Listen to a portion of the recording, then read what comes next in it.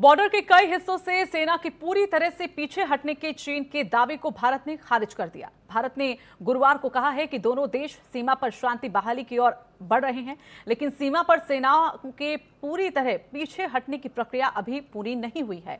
भारत के विदेश मंत्रालय के प्रवक्ता अनुराग श्रीवास्तव ने बताया कि सेनाएं कंप्लीट डिसएंगेजमेंट के लिए आने वाले दिनों में जल्द ही कमांडर लेवल की मीटिंग होगी।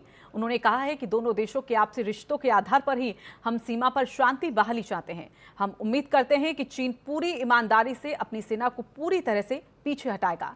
मंगलवार को चीनी अधिकारियों ने दावा किया था कि पूर्वी लद्दाख में कई इलाकों से भारत और चीन की सेना पूरी तरह पीछे हट गई है। जमीनी हालात में अब सुधार भी हो रहा है।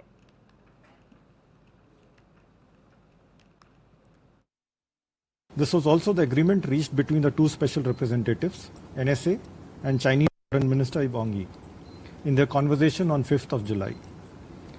There has been some progress made towards this objective, but the disengagement process has as yet not been completed. The senior commanders of the two sides will be meeting in the near future to work out steps in this regard.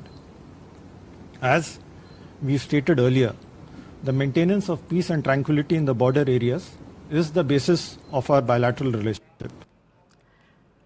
और सहयोगी अमित दुबे हमारे साथ जुड़े हुए हैं। अमित, हालांकि चीन की तरफ से कहा जा रहा है कि चीनी सैनिक जो हैं वो पीछे हट गए हैं, लेकिन वो चीजें सामने नहीं आती हुई, ऐसा दावा सामने आता हुआ नहीं। क्या माना जाए कि स्थिति अभी भी कहीं ना कहीं एलएसी पर जो है तनाव की बनी हुई है? जी बिल्कुल, देखिए चीन की जो सेनाएं पीछे हटी हैं, भी जो कहा जा रहा था सेना की तरफ से बयान .4 है, वहां से चीनी सेनाएं पीछे हट गई, जबकि अमूमन फिंगर 8 तक जो भारतीय सेनाएं थी वो वहां तक गश्त करने जाती थी और फिंगर 12 के पीछे जो है वो चीनी सेनाएं होती थी।